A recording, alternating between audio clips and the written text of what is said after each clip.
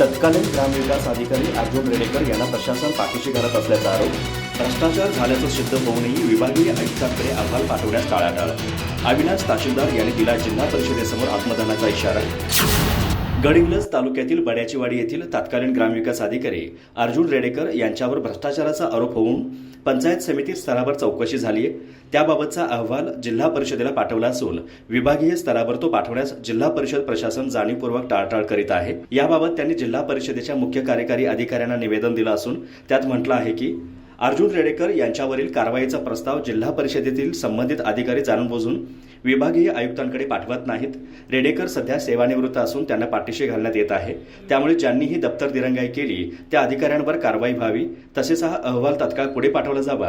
दिनांक 13 मे पर्यंत ही कारवाई न झाल्यास नाईलाजाने मी 14 मे रोजी जिल्हा परिषदेसमोर आत्मदहन करेन असा इशारा तहसीलदार यांनी निवेदनातून दिला आहे. त्यांनी निवेदनाच्या प्रती जिल्हाधिकारी, विभागीय आयुक्त, गटविकास अधिकारी आणि पोलीस निरीक्षक आदींना पण दिल्या आहेत.